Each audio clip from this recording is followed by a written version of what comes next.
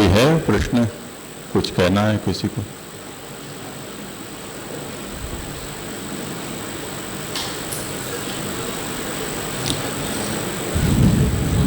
करें तो आरंभ।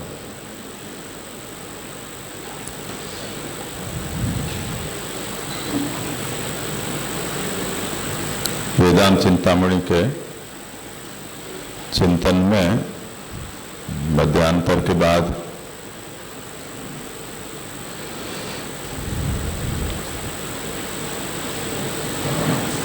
ब्रह्म जगत का कारण है, केवल ब्रह्म ही कारण है, ऐसा निरूपण 11वीं कारिका में हुआ। तो उसमें 3 हेतु बताए। ब्रह्म सबका आदि है, दूसरा वो अद्वितीय है और सभी रूपों को धारण करने की शक्ति वाला है।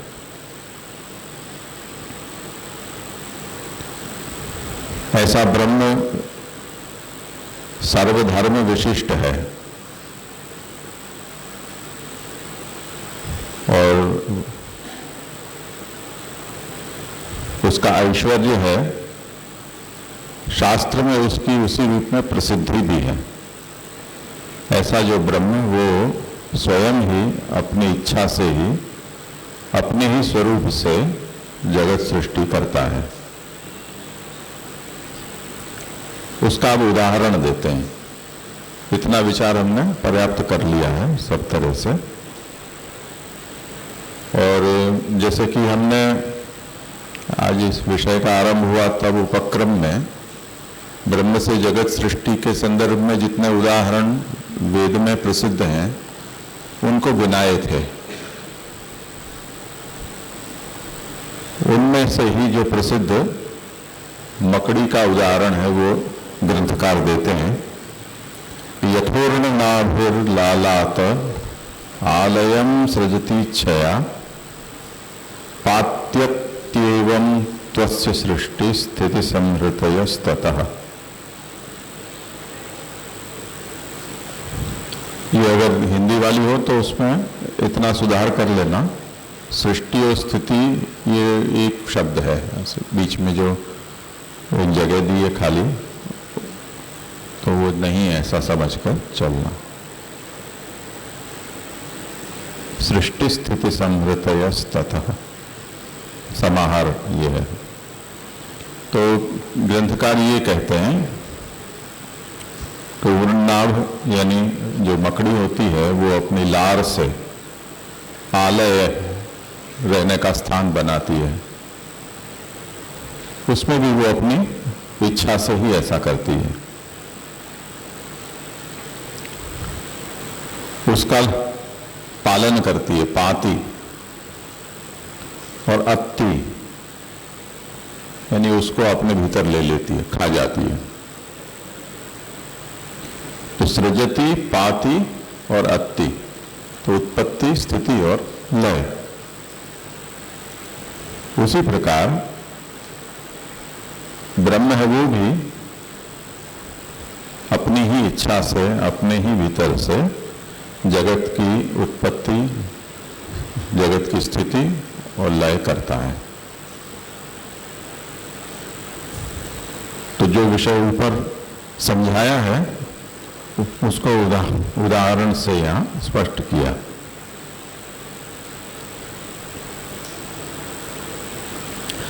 जितने भी उदाहरण दिए जाते हैं उनमें ये बात खास ध्यान से समझना कि सर्वांश में सभी उदाहरण उपलब्ध नहीं होते हैं। तो हमें किसी बात को समझाना है, उसके लिए सरलता के लिए उदाहरण दिए जाते हैं, और उदाहरण वही बन पाते हैं जो प्रसिद्ध हों, प्रचलित हों, समझ में आ सके ऐसे हों। ऐसे उदाहरण हम दें कि उनको समझाने के लिए फिर दूसरे 4 उदाहरण देने पड़े तो मूढ़ का नाम कपाल ऐसा हो जाए। मूढ़ से ही हमको समझ में आ रहा है तो फिर कपाल पर्याय देने की क्या आवश्यकता है, वो ज़्यादा सरल शब्द है। तो पर्याय ऐसा देना चाहिए कि जो सरल हो, उसकी जगह कठिन पर्याय दें तो श्रोता की बुद्धि और चकरावे में आ जाती है कि अब इसका क्या अर्थ होगा। तो जो लोक सुलभ होता है वो उदाहरण बनता है। अब सुलभता जब खोजने जाते हैं तो उसमें ये समस्या आती है कि वो सर्वांश में लागू नहीं हो पाता है, कहीं कहीं कुछ कुछ उसमें बातें छूट जाती हैं, कुछ और आ जाती हैं। तो श्रोता जब उस उदाहरण को लेकर और कुछ अपना विचार शुरू करता है, फिर उसको ये होता है अच्छा उदाहरण में तो मकड़ी की बात आई है, तो मकड़ी की इतनी टांगें होती हैं 8, तो ब्रह्म 8 टांग वाले होगा ऐसा कहना चाह रहा है ऐसे। तो अभी वो टांगों के अंश में वो उदाहरण नहीं है, ऐसा हमको स्पष्ट करना पड़ता है। तो ये उदाहरण सर्वांश में न होकर केवल मकड़ी अपने भीतर से लार निकालती है, उसका जाल बुनती है, उसमें रहती है, उसको निगल जाती है। तो उत्पत्ति स्थिति और लय जिस अंश में इस उदाहरण में समझाया है उसी अंश में ये उदाहरण है। मकड़ी की आकृति जैसी आकृति स्पाइडरमैन जैसी ब्रह्म की होगी ऐसा नहीं सोचना चाहिए, ये तात्पर्य है।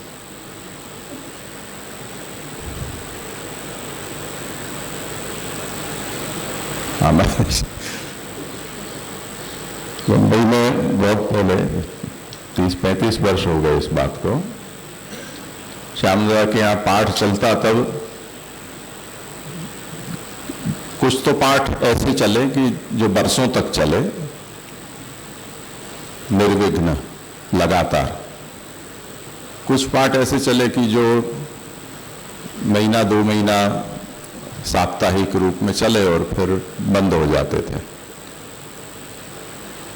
वो बंद हो जाने का एक कारण ये भी था कि श्यामदादा को कोई भी बात समझाने के लिए उदाहरण अच्छे देते हैं, बहुत देते हैं, जैसे कि सब तरह के लोग उसको समझ सकें। पर हमारे साथ पाठ में जो बैठते थे उनमें से कुछ महाशय ऐसे थे कि वो उदाहरण में से वो बाल की खाल निकालते, जो जैसे कि ये मैंने मकड़ी का उदाहरण में से कहा कि अच्छा तो ब्रह्म स्पाइडरमैन जैसा था, ऐसा मतलब है। तो वो स्पाइडरमैन अब 8 टांग अगर मकड़ी की होती, मैंने भी गिनी नहीं है, वो होगा 8 होंगी 4 होंगी, तो वो टांग में कितने नाखून होते थे कि नहीं होते होंगे, और वो टांगें होती थी तो फिर ब्रह्म को हाथ होते हैं कि नहीं होते होंगे, क्योंकि मकड़ी को तो हाथ नहीं होते हैं। तो इस तरह से वो बाल की खाल इसमें से निकालते हैं। अब जब ऐसे एक महाशय थे तब तक तो पाठ चला किसी तरह से, वो श्यामदादा उसको उनके प्रश्नों की उपेक्षा कर देते। पर एक अवसर ऐसा आया कि 2-3 लोग एक ही सवा सुर के हो गए, यानी तू डाल डाल में पात पात। तब फिर श्यामदादा ने कहा इसमें हर पाठ के बाद सेरीडोन खाकर माथा शांत करना पड़े, उसके बजाय ये पाठ बंद कर देने में सार है। तो जैसे वो सुबोधनी जी का चला था, तो जन्माद्य से यतोन्वयाद वाला एक श्लोक चला सो चला, उसके बाद वो पाठ चला ही नहीं आगे। ऐसे भगवत गीता की जितनी भी संस्कृत व्याख्याएं हैं उनका पाठ शुरू किया और सब लोगों को व्याख्याएं बांट दी कि आप एक एक व्याख्या आप उसको प्रस्तुत करो। उसका तो वो यामुने आचार्य से शुरू हुआ और गीता का उपक्रम भी पूरा नहीं हुआ और वो पाठ बंद हो गया। ऐसे जैन न्याय का एक पाठ चला था, न्याय कुमुद चंद्रोदय का, तो उसमें भी ऐसा ही हुआ। तो ऐसे कई पाठ चले कि जो यानी कुछ सूझबूझ की आवश्यकता होती है। वो सूझबूझ की अगर कमी होती है तो फिर वो पढ़ाने वाले को थोड़ा परिश्रम ज़्यादा हो जाता है। अब जिस कक्षा के व्यक्ति के पास जाकर हम पढ़ते हों उनको इतनी बातें भी समझानी पड़ जाएं, ऐसी हमारी कक्षा हो, तो अच्छा है कि वो पाठ न चले। तो ऐसा करके और वो बंद हो जाते थे। तो यहाँ कहने का तात्पर्य ये है कि उदाहरणों में सभी जगह यही बात होती है, वो सर्वांश में नहीं होते हैं। अच्छे पठित लोग भी धोखा खा जाते हैं, ऐसा नहीं है कि नादानी के कारण ही ऐसे प्रश्न हो जाते हैं, पर कई बार हमारी सोच कोई ऐसी दिशा पकड़ लेती है कि हम उसका जो मूल आशय है वो नहीं समझ पाते हैं और कहीं और ही हमारा ध्यान चला जाता है। लंबे समय तक कोई पाठ चलते हैं तब भी बुद्धि की हमारी अवस्था सदा सात्विक नहीं रहती है, राजस तामस हो जाती है। और ऐसी राजस तामस अवस्था में कोई बात कान में पड़ जाए तो खोपड़ी उसका कुछ और ही प्रोसेसिंग करने लग जाती है, तो फिर वो दिशा बदलती रहती है। तो तात्पर्य ये है कि यहाँ पर यथोर्ण नाभि लालात आलयम सृजति छया पाति अत्येवं तस्य सृष्टि स्थिति संहृतयस्ततः, उसमें ब्रह्म ही जगत का उपादान है, वही निमित्त है, वही कर्ता भी है और वही उत्पत्ति स्थिति और लय का भी कारण है। ये सभी बात यहाँ ग्रंथकार हमको समझाते हैं। अब ये कहते हैं, पूर्व पक्ष है यहाँ से, कि पंचभूतात्मकम सर्वम किन्नतान्येव कारणम। जो जगत है वो पंच महाभूतात्मक है, जहां भी हम हाथ डालेंगे हमको महाभूत ही प्राप्त होते हैं, यानी भौतिक पदार्थ ही हमें प्राप्त होते हैं। तो जब सर्वत्र भौतिक पदार्थ की ही, भौतिक का मतलब भूतों से जो बना हुआ है वो भौतिक कहा जाता है। तो जब भूतों से बने हुए पदार्थ ही हमको सर्वत्र मिलते हैं, तो जगत के कारण के रूप में ब्रह्म तक जाने की क्या जरूरत है, कि जो न तो किसी को दिखलाई देता है न कहीं प्रकट होता है। तो भौतिक पदार्थ का जगत बना है तो भूतों को ही कारण मान लो। अगर आपको बहुत कारण क्या है ऐसा विचार आ रहा है, प्रश्न उठ रहे हैं, तो भूतों को कारण क्यों नहीं मान लेते हो? जो कि ये देखो चारवाकों का सिद्धांत है, कहीं कोई चेतना नहीं है, जो कुछ भी है वो स्थूल भूतात्मक ही सब कुछ है। यदि चैतन्य कहीं दिख भी रहा है तो उसकी भी उत्पत्ति भूतों से ही है। और उसका उदाहरण चारवाक है। यद्यपि चारवाक के ऐसे कोई उनके नाम से ग्रंथ उपलब्ध नहीं होते हैं, केवल पूर्व पक्षतया शास्त्र ग्रंथों में उनका उद्धरण मात्र मिलता है या उनकी युक्तियां मिलती हैं। तो चारवाक जैसे कहता है कि आपको जड़ में तो कोई समस्या है नहीं, जीव की व्याख्या आपको करनी पड़ रही है, इसलिए आप ये मानते हो कि कोई ऐसा डिब्बा है कि जिसके भीतर कुछ नहीं है तो वो जड़ है, कोई ऐसा डिब्बा है कि जो हलचल रहा है तो उसके भीतर कुछ है जिसके कारण वो हलचल रहा है, ऐसा आपको सोचना पड़ता है। तो आपने उसको जीव नाम दे दिया, आत्मा नाम दे दिया, उसकी समष्टि को आपने ईश्वर नाम दे दिया।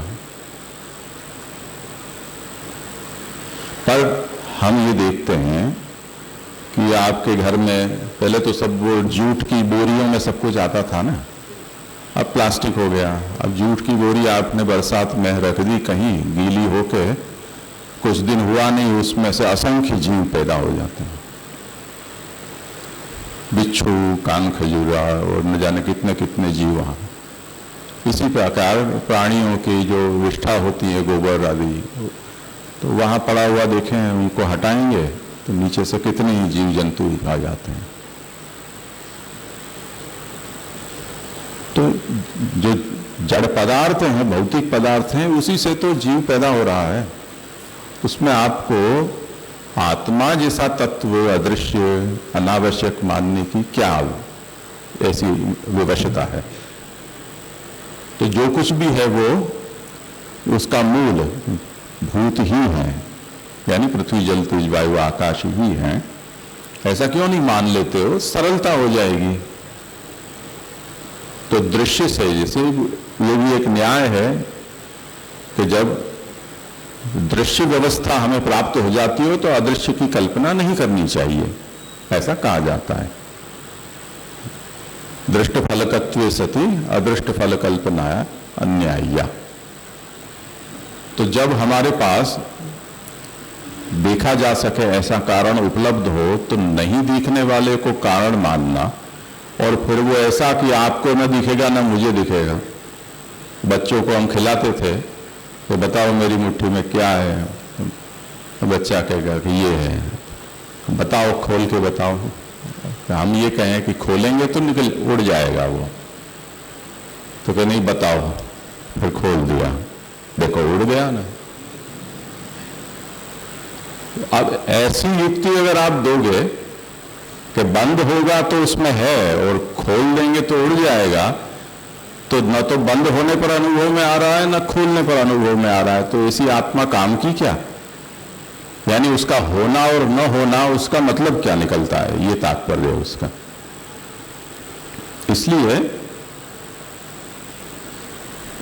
जो चार्वाक है वो दृष्टार्थवादी है। जो दिखता है, जो अनुभव में आता है मुझे आपको, उसको मानो। जो दिखता नहीं है, अनुभव में नहीं आता है, उसको छोड़ो। इसलिए प्रत्यक्ष प्रामाण्यवादी, उसके ऊपर उसका अधिक भार है। तो वही चार्वाक के पक्ष से ये एक प्रस्ताव आया है कि पंचभूतात्मकम सर्वम किन्नतान्येव कारणम। सब कुछ पंचमहाभूतात्मक है, यानी भौतिक है, तो उनको ही कारण क्यों नहीं मान लेते हो? अब उसका उत्तर देते हैं।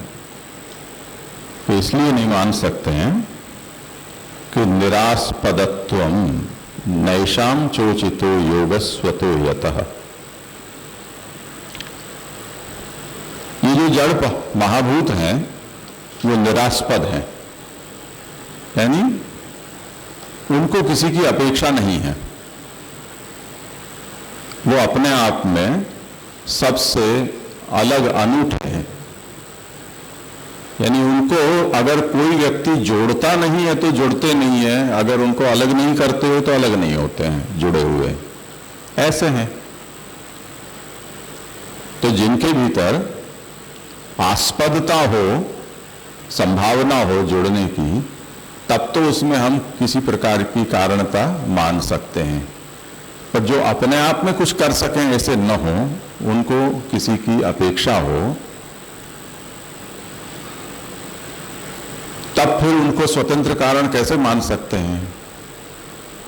जैसे अंतरिक्ष का ये सिद्धांत है, शायद तो न्यूटन का है, इनर्शिया का, कि हर वस्तु जो होती है वो वस्तु अपने आप में अपने स्थान पर कूटस्थ अचल स्थाणु जैसी है। जब तक बाहर से उसको कोई फोर्स नहीं लगता है तब तक वो अपना स्थान नहीं छोड़ती है। जैसे ये माइक और इसका स्टैंड आज यहाँ रखकर जाएंगे, कल आएंगे तो वहां का वहां मिलेगा।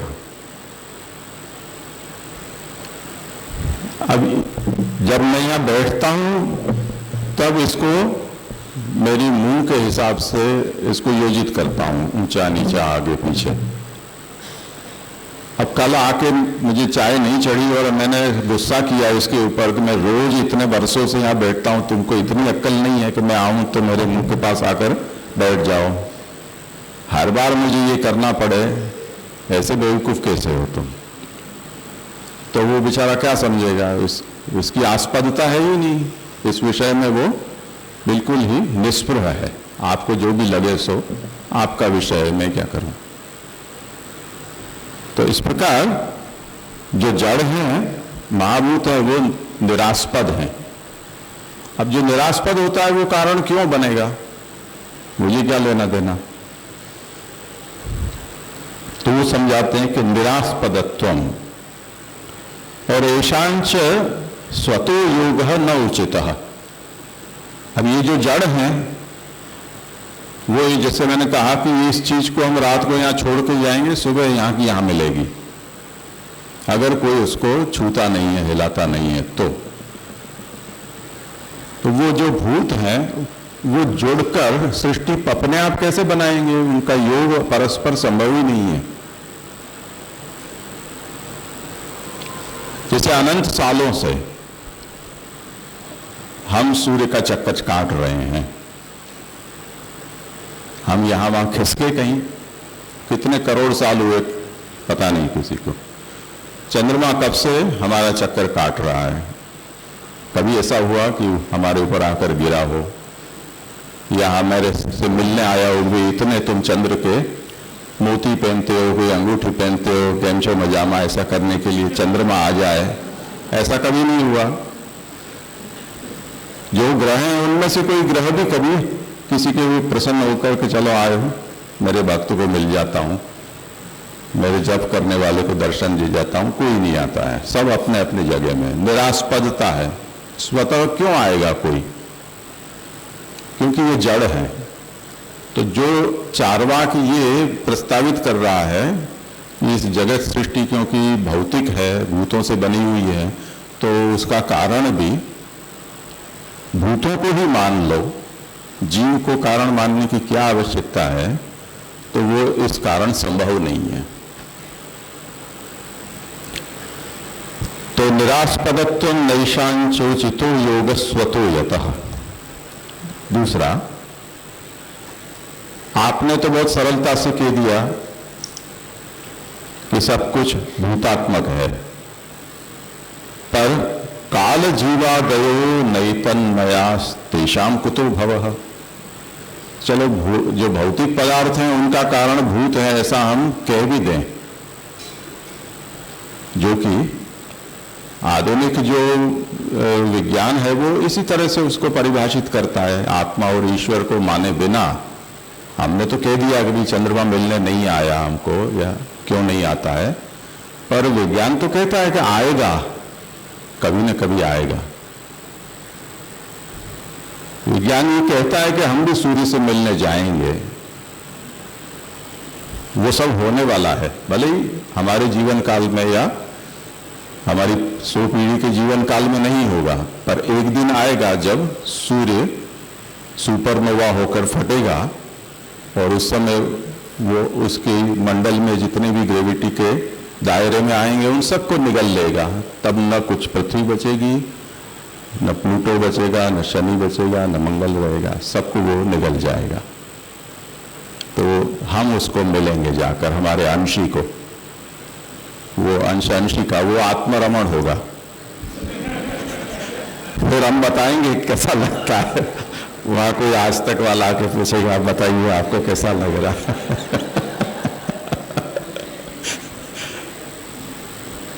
तो वो तो इसकी व्याख्या कर देते हैं कि अभी जो हम नहीं मिल रहे हैं उसका भी कोई एक कारण है, क्योंकि हमारा इतना मास है कि जिस मास के कारण हम अपनी जो भ्रमण कक्षा है उसमें हम सूर्य के इर्द गिर्द चक्कर मार रहे हैं, अपनी जगह को वो छोड़ नहीं रहे हैं। हमारा जो मास है उससे ज्यादा मास वाला कोई पदार्थ, ज्यादा शक्ति से हमको धक्का देने वाला यहाँ कोई नहीं है। अंतरिक्ष में ऐसी कोई दूसरी संभावनाएं दिखाई नहीं दे रही हैं। फिर भी जो भी पदार्थ अंतरिक्ष में बने हुए हैं वो सब अपना अपना रेडिएशन छोड़ रहे हैं, यानी हम अपनी अपनी एनर्जी शक्ति को खो रहे हैं। खोते खोते हमारा मास है वो कम होगा, वो भी निश्चित बात है। वो मास कम होने पर जो भी हमारे निकट में ज्यादा ग्रेविटेशनल फोर्स वाला जो पदार्थ होगा वो हमको अपने में खींच लेगा। जैसे हमारे यहाँ ये वर्णन आता है ना कि इंद्र ने पर्वतों की पांखों को काट दिया। अब जो कुछ भी हो वो हम अभी उस पक्ष पर न विचार करें, पर आधुनिक विज्ञान जिस प्रकार से हमारी जो सूर्यमंडल है उसकी रचना का विवरण करते हैं, वो ये बात समझाते हैं कि किसी काल तक सभी ग्रहों पर निरंतर उल्काओं की वर्षा होती ही रहती थी। तो आज जब हम टेलीस्कोप से दूर के ग्रहों को देखते हैं तो उसमें ऐसे खड्डे दिखलाई देते हैं, गोल गोल कटोरी जैसे। असंख्य खड्डे दिखलाई देते हैं। वो जो खड्डे हैं वो पड़ते हैं क्यों हैं? क्योंकि वो अंतरिक्ष में ऐसे भटकते पदार्थ हैं चर्षणी जीव जैसे, वो जब उन ग्रहों पर गिरते हैं तो उनके कारण वो क्रेटर बन जाते हैं। अवकाशी ग्रह पिंडों के गिरने से तालाब बनते हैं वो।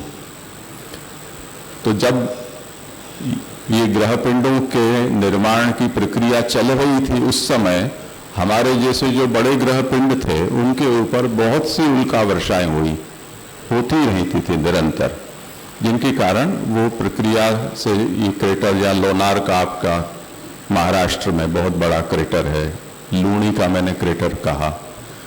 और उसके अलावा वातावरण जब हमारा बना तो जो छोटे छोटे अवकाशी पिंड गिरते थे वो राख होकर आ जाते थे। तो लाखों टन राख आज भी प्रतिदिन पृथ्वी के ऊपर गिरती है, पर हमें वो पता नहीं चलता है क्योंकि वातावरण में वो जल जाती हैं और केवल उनकी रज राख या जीने जीने कण यहाँ उपलब्ध होते हैं। तो अब ये जो प्रक्रिया चल रही है उस प्रक्रिया में विज्ञान हमको इस बात को समझाता है कि बिना किसी चेतन के हस्तक्षेप किए ये सभी कुछ प्रक्रिया भौतिक स्तर पर बनती जा रही है। तो भूतों से ये सभी ग्रह और तारों का निर्माण होता है। जितने भी स्थूल भूत इस समय हमें अंतरिक्ष में दिखलाई देते हैं उनका पहले किसी न किसी रूप में विज्ञान ये कहता है कि या तो जलीय रूप है, या तो तेज रूप है, या उसका भी एक आगे का रूप बताते हैं जिनको प्लाज्मिक स्टेट कहते हैं, या फिर कोई एनर्जी का रूप है। वो कालांतर में स्थूल रूप धारण करते करते ग्रह पिंड बन जाते हैं और जिनके भीतर ऐसी ऊर्जा है जैसे कि सूर्य है, वो पूरा एक वायु, गर्म वायु का गोला ही है। तो उसकी ऊर्जा जब शांत होती है, ठंडा पड़ता है, हम भी पहले कुछ ऐसे ही थे जलते पिंड जैसे, जो हिस्सा हमारा शांत हो गया, ठंडा हो गया, तो वो पृथ्वी तत्व का रूप बन गया। इसी तरह से जो जल तत्व है वो दोनों प्रकार के अपने यहाँ उपलब्ध मानते हैं। एक तो जो पुच्छल तारा आता है, वो पुच्छल तारा की जो पूंछ है वो पूरी पूरी हिम कणों से बनी हुई है। वो -300-400 सेल्सियस की उसकी ठंडक में वो ऐसे हार्ड होते हैं जैसे कोई बंदूक की गोली हो, और वो हिमकण से बनी हुई है जो सफेद पूरी पूंछ उसकी दिखाई देती है। अब पृथ्वी पर वो पानी तत्व आया कैसे, तो इस विषय में ये भी कहते हैं कि ये जो सालों की बनने की प्रक्रिया है उसमें से वो अंतरिक्ष में जो इस तरह से बिखरा हुआ जो जल तत्व है, वो जल तत्व पृथ्वी पर इस तरह से पानी होकर बरसा। पृथ्वी में अपने आप में ऐसी कोई संभावना नहीं थी कि वो पानी बना सके। तो कुछ बातें यहाँ से आई हैं, कुछ बातें बाहर से आई हैं। आज भी ऐसे कई ग्रह हैं कि जो, जैसे मंगल है, मंगल में कोई पानी दिखलाई नहीं देता है, वहाँ अभी तक किसी को उपलब्ध नहीं हुआ है, पृथ्वी तत्व है। कुछ ऐसे तत्व हैं कि जो इतने ज़्यादा हार्ड हैं कि जिसमें हीरो की बरसात होती है। बदल भी वहाँ लोहे के और ऐसे धातुओं के बदल होते हैं और बरसात भी वहाँ उसी की होती है। ये हंसी मजाक की बात नहीं है, ये प्रूवन है। तो आप देखो कि हम जिस प्रकार से किसी सृष्टि के विषय में सोचते हैं कि सृष्टि हमने जो अनुभव की उसी प्रकार की होती होगी, ग्रह पिंड भी ऐसे ही होते होंगे, तो कई संभावना हमको अब दिखलाई देती है और उसमें अब किसी को आश्चर्य नहीं होता है। पर प्रश्न ये है जो यहाँ पूछा जा रहा है कि ठीक है, हम जो भौतिक पदार्थ हैं उनका कारण हम भूत को मान भी लें, काल का क्या करोगे, जीव का क्या करोगे? उसके लिए भौतिक में कारणता को आप नहीं खपा सकते हो, उसके लिए हमें कोई कारणांतर की कल्पना करनी होगी। तो ग्रंथकार कहते हैं कि काल जीवा गयो नैतन मयाहा। काल जीव आदि जो हैं वो भूतमय नहीं है, वो अभौतिक है। तेषाम कुतो भवः, अब आप उसका उत्तर दो कि वो जीव हैं कि नहीं, काल है कि नहीं, उनकी उत्पत्ति कैसे हुई होगी, क्या जीव से आप उत्पत्ति उसकी सिद्ध कर सकते हो? अब मैंने जो शुरू में उदाहरण दिया था चारवाक की ओर से कि गीली बोरी पड़ी हुई है, लंबे समय के बाद उसमें से जीव पैदा हो जाते हैं, ऐसा हमारा अनुभव है। इसी तरह गोबर पड़ा हुआ है, ऊपर सूख गया है, आपने उसको जैसे ही उठाया नीचे से आपको जीव दिखेंगे। चारवाक की ओर से ये उदाहरण है कि देखो होता है कि नहीं। हम दूध जमा देते हैं, अगर आपने दही का उपयोग एक दिन में कर लिया तब तो ठीक है, तो 2 या 3 दिन आप देखोगे तो उसमें से भी बहुत ही अद्भुत अद्भुत प्रकार के जीव दर्शन देंगे। तो अब बिना किसी चैतन्य के हस्तक्षेप के केवल भौतिक पदार्थ से जीव सृष्टि हो जाती है, ऐसा चारवाक बताता है। परंतु इसी उदाहरण को हम लें कि अच्छा ये आकस्मिक है या इसमें और किसी जीव का प्रवेश नहीं है, तब ये कहीं भी सर्वत्र होनी चाहिए, समझे ना। अब आप उसको फ्रीज कर दो, उसी बोरी को गीला करके आप फ्रीज कर दो, ठंडक में डाल दो, उसी दूध को आप रेफ्रिजरेटर में बर्फ में जमा दो आइसक्रीम के रूप में, तो क्या वहां वो जीव सृष्टि होगी पैदा? कारण तो है। आपके हिसाब से भौतिक पदार्थ से इनकी उत्पत्ति संभव है, तो वहां क्यों नहीं होती है? तो हमें कुछ न कुछ तो और तत्व स्वीकार करना होगा। इस पर वो भी चर्चा कर सकते हैं, हम भी उसके सामने कुछ चर्चा कर सकते हैं। पर हम जब ये कहते हैं कि भौतिक पदार्थ की उत्पत्ति भूतों से हो सकती है, ऐसा हम भले कहें, परंतु चेतन पदार्थ की उत्पत्ति भूतों से संभव नहीं है। तो ये कहने वाला चेतन पदार्थ का अस्तित्व मानता है, ऐसा मानकर हम ये युक्ति दे रहे हैं, समझे ना, कि जीव है ऐसा हम मानते हैं। अब बताओ कि जीव की उत्पत्ति, जीव के शरीर की उत्पत्ति होना एक बात है, और जीव जो चेतना है उसकी उत्पत्ति होना एक दूसरी बात है। तो इन दोनों को अलग हमें समझना होगा। तो जीव जिस खोल में रहता है वो उसका शरीर है, वो जो शरीर है वो तो चेतन नहीं है, चेतना तो कोई और वस्तु है, यानी अन्न से पैदा होने वाली चेतना नहीं है, अन्न उसका शरीर है। तो उस तरह से जो जीव चेतना है उसका कारण महाभूत कैसे हो सकते हैं? इसी तरह उसको छोड़ दो, आप जीव नहीं मानते हो तो काल बताओ, यदि काल का अस्तित्व है या नहीं? यदि काल का अस्तित्व है तो काल 5 भूत में से कौन से भूत से बना? अभी हम आइंस्टीन को भूल जाए थोड़ी देर के लिए, झगड़ा नहीं तो और बढ़ जाएगा, पर अभी हम ये मानकर चलें कि काल एक तत्व है, तो उस स्थिति में उसकी उत्पत्ति महाभूतों से कैसे हो रही है, ये हम पूछते हैं। तो इससे ये सिद्ध होता है कि सब कुछ जो भी पदार्थ हैं वो सब पदार्थ महाभूतों से बनते हैं, ऐसा नहीं कहा जा सकता है। किंच पंचैवतान्येवं स्वभावान्येव वा कुतः, और हम ये भी पूछते हैं आपसे कि जो पृथ्वी जल तेज वायु आकाश ये 5 हैं, वो 5 ही ऐसे स्वभाव वाले क्यों हैं, यानी जड़ स्वभाव वाले क्यों हैं? और जिस प्रकार से भौतिक पदार्थ हमारी इंद्रियों से ग्रहण किए जा सकते हैं उस प्रकार से ये ग्रहण किए जा सकते हैं, अन्न का ग्रहण ऐसा क्यों नहीं हो पाता है?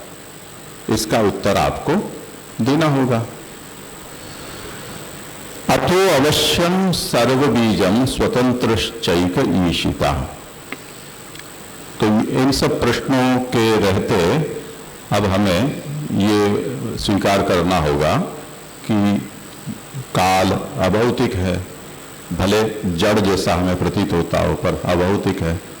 इसी प्रकार जीव वो भी अभौतिक है, और पंच महाभूत और उनसे बना जो भौतिक जगत, तो हमारे पास ये तीन आइटम आ गई कार्यभूत।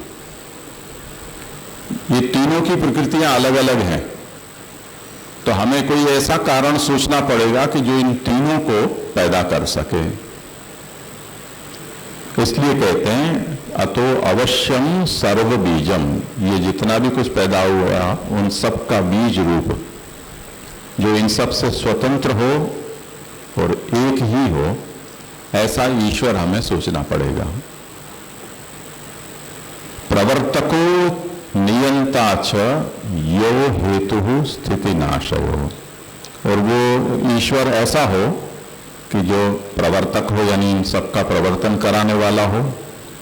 एरिस्टोटल के शब्द में कहें तो प्राइम मूवर, और जो नियमन भी करता हो, और ये विश्व की उत्पत्ति जो कर ही रहा है, स्थिति और नाश भी जो करता हो, ऐसा कोई एक तत्व हमें सोचना होगा। तो वो तत्व ईश्वर ही है।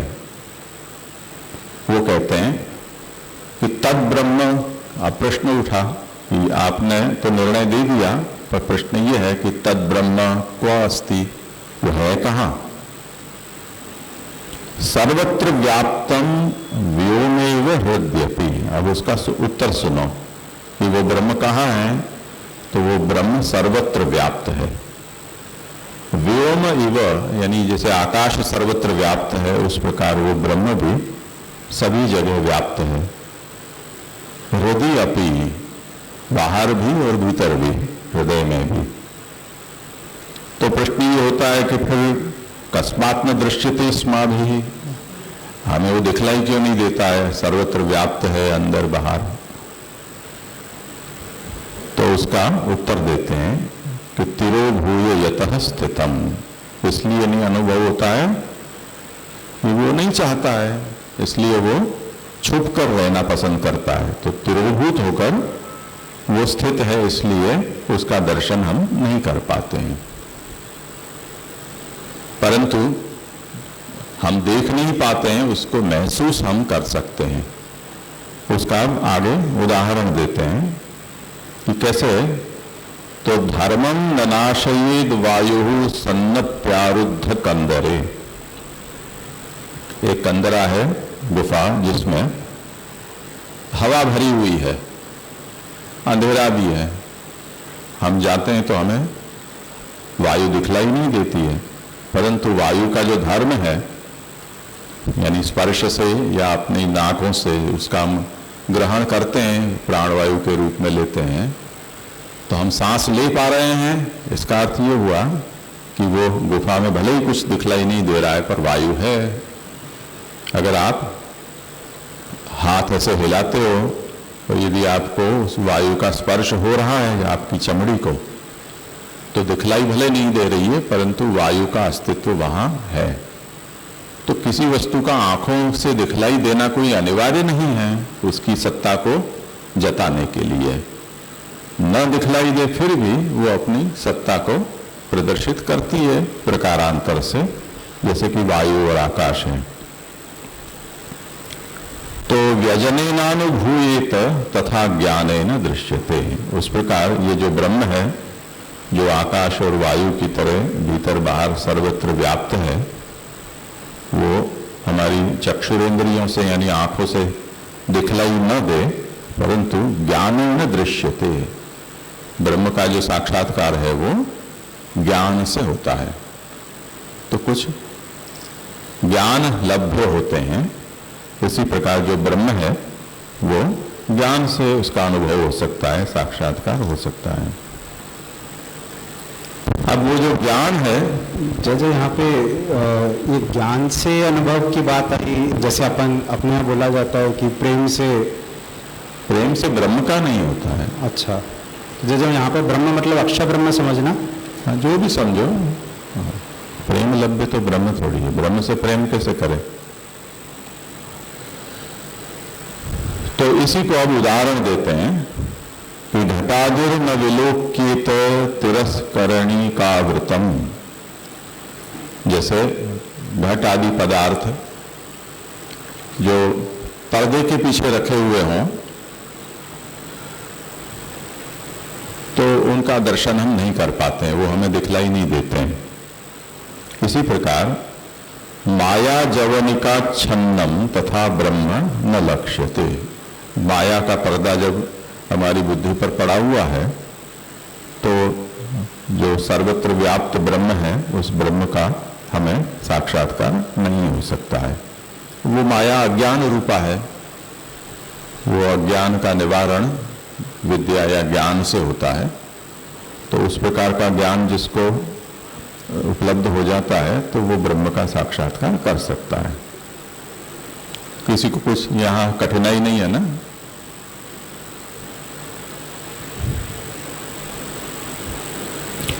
तो अब ब्रह्म इन सबका कारण है, केवल महाभूतों को कारण माना नहीं जा सकता है सबका।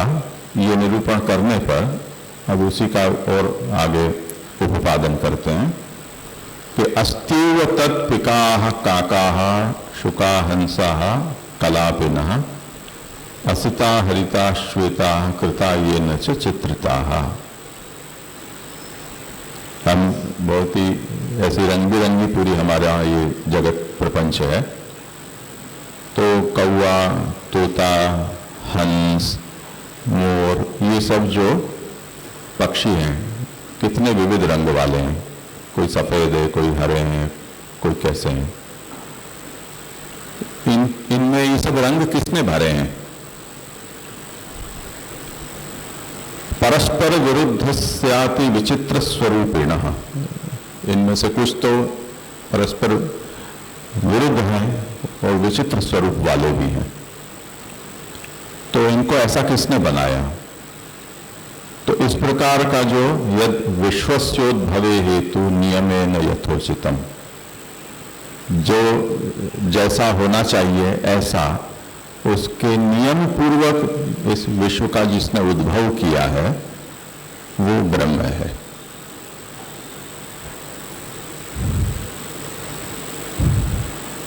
तो ये जो आरंभ में आशंका उठाई थी, ध्यान से देखो,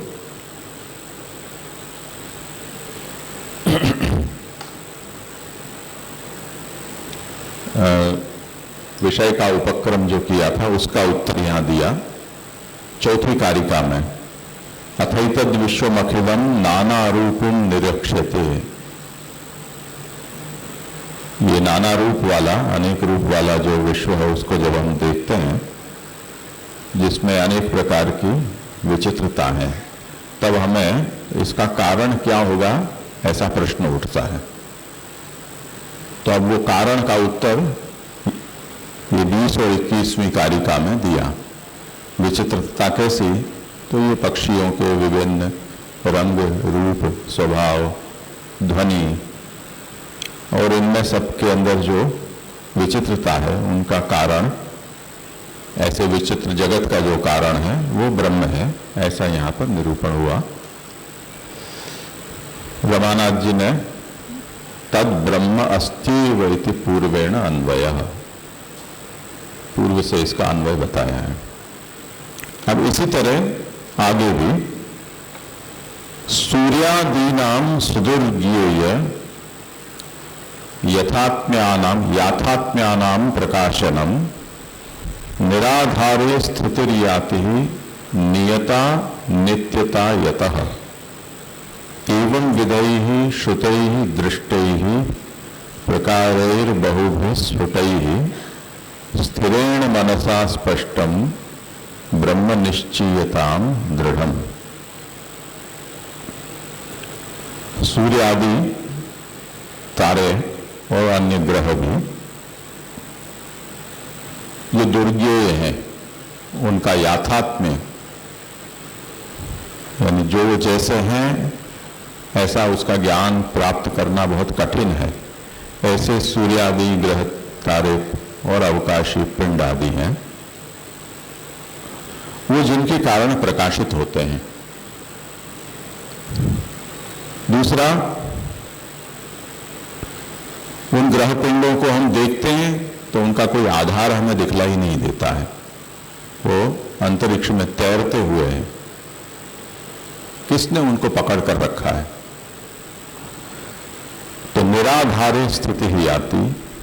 दूसरा, नियता, उनकी जो स्थिति है वो भी नियत है, और ऐसी नियत और नित्य स्थिति है कि हम विश्वास के साथ कह सकते हैं कि कल हम उठेंगे तो सूर्य को देखेंगे। ऐसी उनकी नियत और नित्य स्थिति है। एवं विधि श्रुतैः दृष्टैः, इस प्रकार से ये जो पूरा जगत प्रपंच है उसके विषय में हमने सुना है, देखा है, और भी बहुत प्रकार से वो स्फुट है। उनका यदि हम स्थिरेण मनसा स्पष्टम ब्रह्म निश्चयताम दृढ़म, हम स्थिर मन से हमें ये दृढ़ निश्चय करना चाहिए कि इन सब का जो कारण है वो ब्रह्म है। तात्पर्य है कि वो जगत आधार है, वो जगत को गति देने वाला है, यानी जितनी भी क्रिया है वो क्रिया उसी के द्वारा प्रेरित होकर ही वो क्रियान्वित होता है। जैसे कि उपनिषद बोलता है कि भीषास्माद् वातः पवते भीषो देति सूर्यः मृत्युर्धावति पंचमहिति। तो उसी के डर से वायु वाती है, उसी के ताप से सूर्य तपता है, उसी से चंद्र से ताप से जो चंद्र है वो प्रकाशित होता है। इस प्रकार से सबका जो मूल कारण है वो ब्रह्म है, ऐसा निश्चय यहाँ होता है। यहाँ वैसे तो हर वस्तु के ज्ञान के लिए स्थिर मन होना आवश्यक है, और यहाँ पे कोई विशेष, अब ये तो क्योंकि अनेक मतांतरों को जब हम सुनते हैं तो बुद्धि थोड़ी विचलित तो होती है। जैसे कि मैंने कहा कि सात्विक राजस तामस ये जो वृत्तियां हैं उनके उतार चढ़ाव के कारण हमारी बुद्धि की समझ है उसमें भी उतार चढ़ाव आते रहते हैं। अब जिस चीज का हमको साक्षात्कार नहीं हुआ है जब तक, तब तक तो हमें कुछ अंधेरे में तीर छोड़ने जैसी बात होती है, यानी श्रद्धा के ऊपर ही सब बात टिकती है। अनुभव हो जाने पर तो कुछ अलग स्थिति बनती है, और नहीं है जब तक, तब तक हमको श्रद्धा, विश्वास और साक्षात्कार की प्रतीक्षा करते हुए रहना होता है। ऐसे में जो भी विचार हमारे मन में कहीं से भी आते हैं तो उस समय हमारी बुद्धि की अवस्था और हमारे भीतर कितना दम है उसके ऊपर ये बात रहती है कि हम उनको किस रूप से समझें। तो यदि स्थिर मन है तो स्थिर मन से हमने इस तत्व का निश्चय किया है, तब तो वो दृढ़ता से हमारे भीतर रहेगा। यदि मन में किसी प्रकार की अस्थिरता होगी, यानी किसी और विचार से आप प्रभावित होंगे, तो सुनने पढ़ने पर भी जरूरी नहीं है कि ये सिद्धांत आपके मन में बैठे। तो यहाँ पर गट्टू लाला जी जो आज्ञा कर रहे हैं, उनका कहने का अभिप्राय भी यही है कि ऐसा कोई आवश्यक नहीं है कि मैंने ये लिख दिया और आपने पढ़ लिया या सुन लिया, उससे ये सिद्धांत आपके हृदय में स्थिर हो जाएगा, ऐसा कोई मैं दावा नहीं करता हूँ। पर यदि स्थिर होगा मन आपका तो संभावना अधिक है कि ये सिद्धांत आपके गले उतर जाए, ऐसा तात्पर्य है। हाँ, मतलब ऐसा भी सोच सकते हैं जैसे अन्य ग्रंथों में प्रवेश की योग्यता और वेदांत के बोध की जो योग्यताएं होती हैं, तो जैसे आरंभ में सभी ग्रंथों में ऐसे आता है कि विधि नियम पूर्वक उपनयन आदि संस्कार के पश्चात गुरु समीप जाके ऐसे अध्ययन करना आदि ब्रह्मचर्य के पालन पूर्वक स्थिर मन होकर तब इस ज्ञान को ग्रहण करने की योग्यता आती है। ऐसा कुछ भी विचार कर सकते हैं कि नहीं? ऐसा हाँ, कर सकते हैं।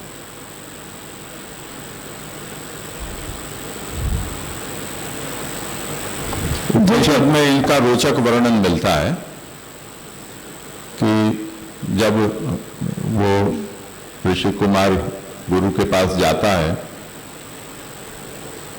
और उपदेश ग्रहण करता है, तब उसने गुरु ने उपदेश दिया तो उनको कहा कि तुम समझ गए। तो उन्होंने कहा कुछ समझा कुछ नहीं समझा ऐसे। उसके बाद उन्होंने कहा कि तुम उपवास करो। तो 2-4 दिन का उपवास करने के बाद फिर से उस उपदेश को उन्होंने सुनाया। अब भूख ऐसी लग रही है पेट में कि जो सुनाई दे रहा है कानों में वो कुछ समझ में नहीं आ रहा है। भूखे भजन न होए गोपाला, ये ले तेरी कंठी माला, ऐसे। तो भूखे पेट उनको वो समझ में नहीं आया। फिर उनको कहा कि अच्छा ठीक है, अब थोड़ा खा पी कर आओ, जैसे अपने यहाँ 5:30 बज गए चाय पियो, ऐसे। तब फिर वो विषय थोड़ा थोड़ा उतरेगा। तो अब चित्तवृत्ति कहीं और जा रही हो तो कैसे विषय समझ में आएगा? तो ऐसा तो होता है ना। तो गुरु ने उसी प्रकार से समझाया कि अन्नम ब्रह्मेति व्यजानात् अन्नाद्येव खलु इमानि भूतानि जायन्ते जाता अन्यन्नेन वर्धन्ते अद्यते च भूतानि तस्माद् अन्नम तदुच्यते इति। ये अन्न से शरीर बना है, अन्न से ही टिकता है, और जो हम खाते हैं वही हमको भी खाता है।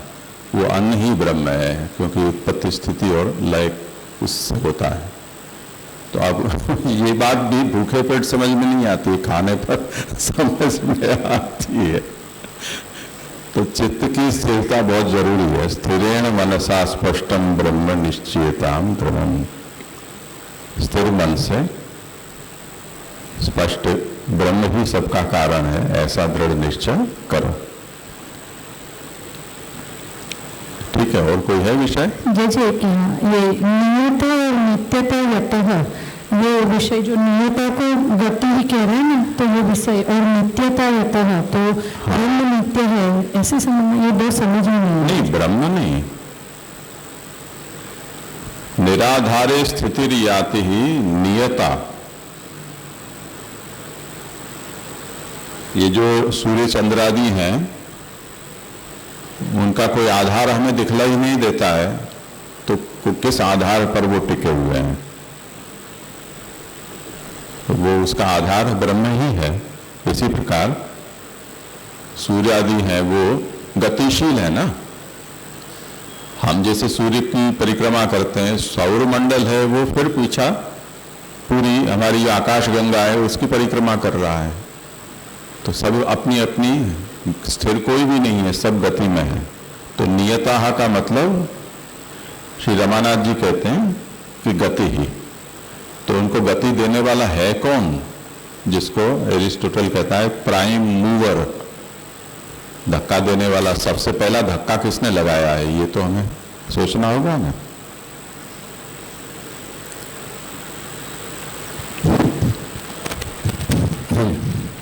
ये 20-21 कारिका जो है ना, उसमें यहाँ को बताया ना श्लोक कारिकार्थ में कि जो विविध प्रकार के जो पक्षी हैं वो परस्पर विरुद्ध तथा विभिन्न रूप वाले, तो इसमें विरुद्ध का क्या लेने का अर्थ? विभिन्न तो समझ में आ गया, विरुद्ध से क्या लेने का? हाँ, एक क्षण।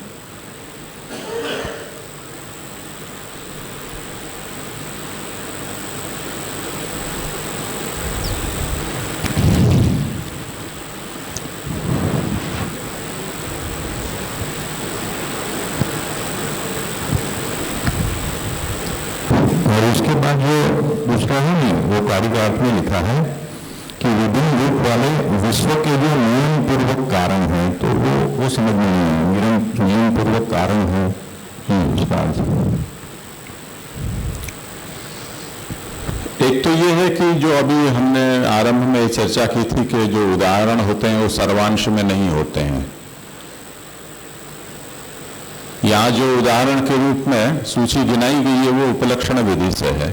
और जैसे पक्षियों में विचित्रता यानी विभिन्नता का निरूपण यहाँ किया गया है, उसे उपलक्षण समझकर, यानी एक केवल टोकन के रूप में उनको गिनाया है ऐसा समझकर, जगत सृष्टि में जितने भी पदार्थ हैं उनको सबको यहाँ समझ लेना है।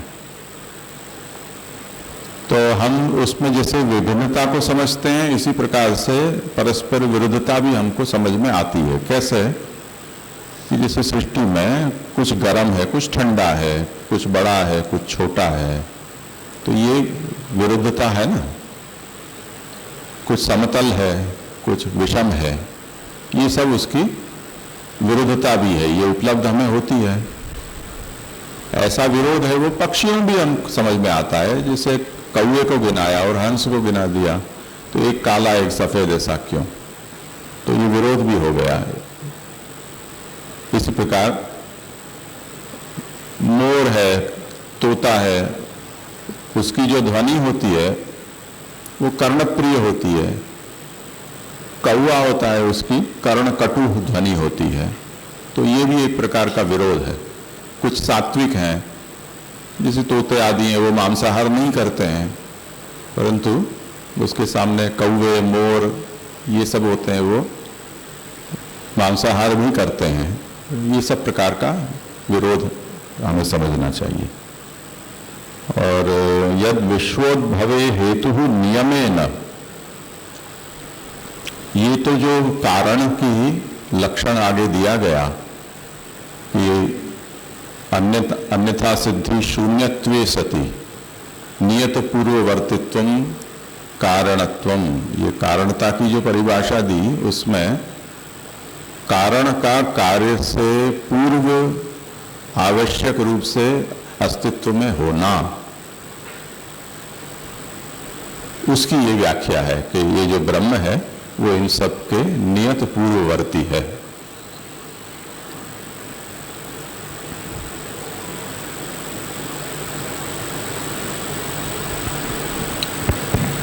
हो गया ना समाधान?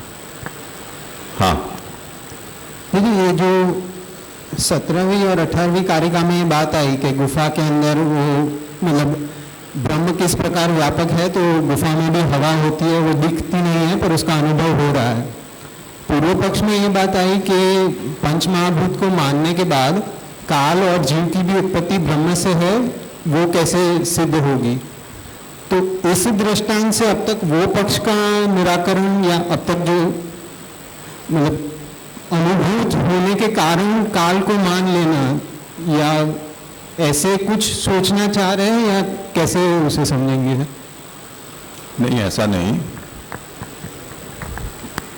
पूर्व पक्षी ये बोल रहा है कि जो जगत है वो जड़ है, भौतिक है।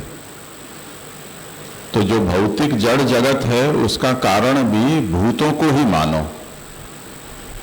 उसमें ये सच्चिदानंद ब्रह्म को बीच में फंसाने की जरूरत नहीं है, क्योंकि उससे उसकी व्याख्या हो जा रही है।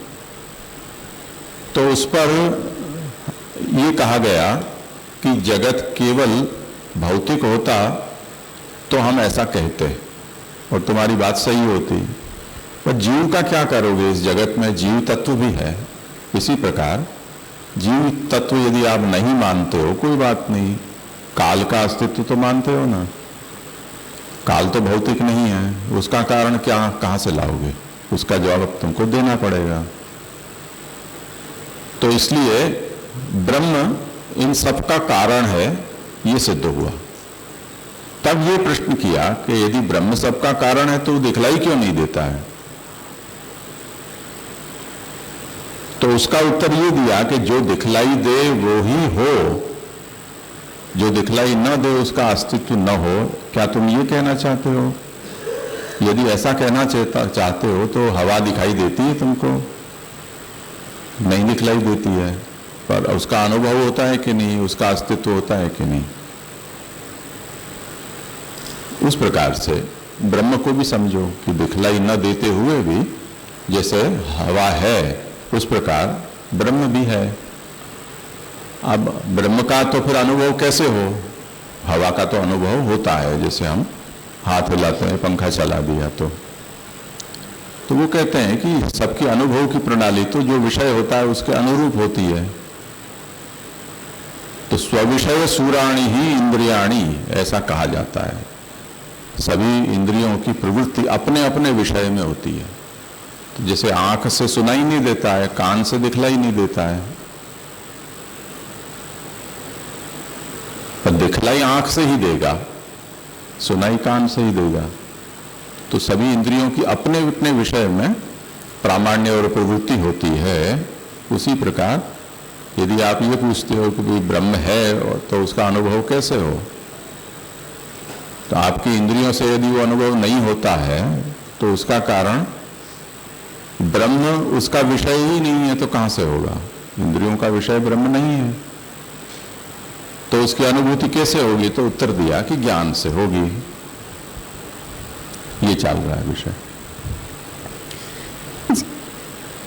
जी जी हाँ हाँ जी, 14वीं कारिका में जो महाभूत का विषय आया ना, तो इसमें जो आंसर आया ना कि पंच महाभूत है वो स्वतंत्र है, ऐसा नहीं है, और एक दूसरे के साथ संपर्क भी स्वतंत्रतया नहीं होता है। हाँ हाँ तो जो ये समझ में नहीं आ रहा है कि इस वाक्य को किस तरह से समझें। ये भूत का संपर्क अगर अपने आप होने लग जाए तो हम वो वाला भूत समझकर भाग जाएं, तो ऐसा होता नहीं है। अपने आप कोई पदार्थ, जैसे मैं यहां बैठा हूं तो आपको कुछ पूछना है और मैं अपने आप सरक के वहां आ जाऊं तो बहुत डर का माहौल हो जाए ना। तो महाभूत में अपने आप एक दूसरे से संयोग हो, ऐसा नहीं संभव है। इसके लिए हमें कोई चेतन कर्ता लाना पड़ेगा कारण के रूप में। इसीलिए ईश्वर तत्व का स्वीकार इस तरह से जोड़ना है। नाम कुछ भी जो आप कोई भी चेतन आपको लाना होगा। और जैसे इसमें जैसे जड़ तत्व है, जड़ तत्व, तो जैसे ये शंका हो रही है कि जड़ से ही जड़ की उत्पत्ति होनी चाहिए, तो ये भी तो वैसे ठीक ही लग रहा है। जैसे तो क्या इसमें क्या ईश्वर के सत तत्व से ही जड़ की उत्पत्ति है, ऐसा समझे क्या? इसमें कैसे समझना है? जैसे पंच महाभूत अभी अपने कार्य में देखा ना कि जड़ तत्व से जड़ कार्य की उत्पत्ति होती है, तो यहाँ भी ऐसा समझ सकते हैं ना, जो शंका हुई। तो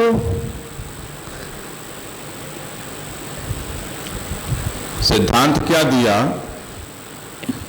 प्रश्न में ये बात आई थी कि चेतन से चेतन उत्पन्न होता है, जड़ से जड़ उत्पन्न होता है। अब जो चेतन नहीं मानते हैं वो सब कुछ उसकी व्याख्या जड़ से करना चाहते हैं, चार वाक खास करके। तो उनके सामने ये बात बताई गई कि यदि सब कुछ जड़ है और जड़ से उत्पन्न होता है तो काल और जीव का क्या करोगे?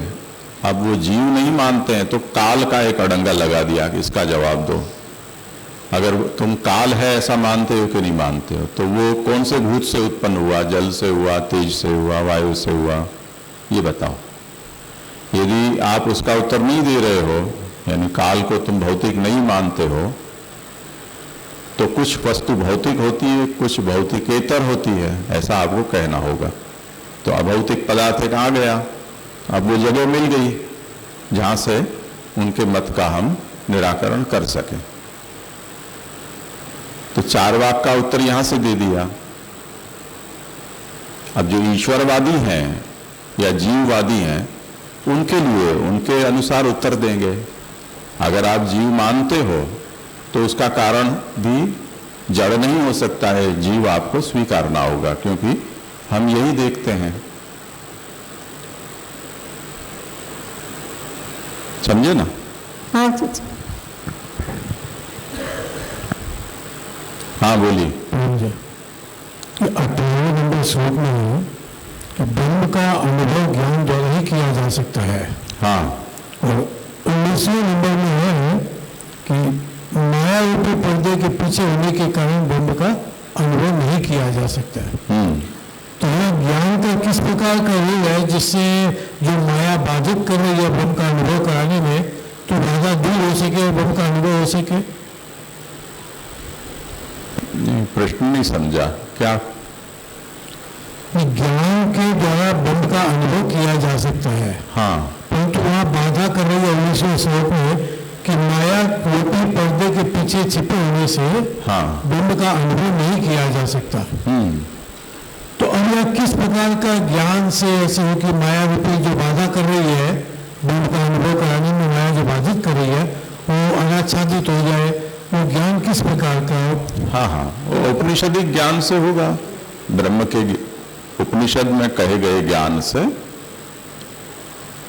प्रभु के महात्म का गुण का उसी को ही समझना चाहिए। किससे? प्रभु के महात्म का ज्ञान। महात्म्य का नहीं, महात्म्य का विषय यहाँ नहीं है, यहाँ तो सच्चिदानंद ब्रह्म का ही ज्ञान की बात है। महात्म्य तो बात का वक्तुपयोगी है, वो अलग विषय है। ब्रह्म साक्षात्कार में महात्म्य की कोई आवश्यकता नहीं है, जो जैसा है ऐसा उसको समझना है। तो यह भी स्पष्ट नहीं है कि माया से कैसे पार पाए जो ब्रह्म का अनुभव हो सके। तो बुद्धि पर माया का पर्दा पड़ा हुआ है, जिसने अज्ञान से आच्छादित कर दिया है बुद्धि को। तो जब ज्ञान का प्रकाश होगा तो बुद्धि पर से माया का पर्दा हट जाएगा। तो वो किस प्रकार का ज्ञान है? ब्रह्म ज्ञान, उपनिषद वर्णित ब्रह्म ज्ञान। जय बहन प्रणाम। जय 22 कारिका में अभी जो प्रश्न हुआ नियता और नित्यता यता, तो उसमें आपसी ने कहा कि सूर्य चंद्र आदि वो किसके आधार है, वो गतिशील है और वो डिपेंडेंट है। तो वो नियता की बात हो रही है कि प्राइम मूवर कौन है, तो फिर आगे लिखा है नित्यता यत और तथैव पूर्णैव अन्वय, जो वो स्पष्ट नहीं हुआ। नहीं, वो ये जो रमानाथ जी ने टिप्पणी की है उसका पूछ रही हो तुम?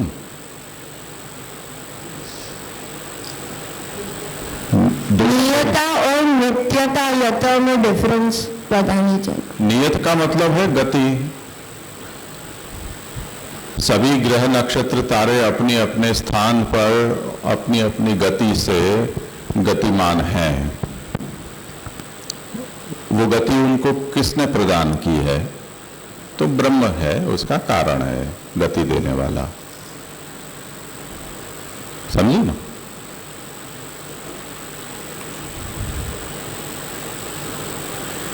ठीक है, मुझे लगता है यहाँ आज विराम रखें।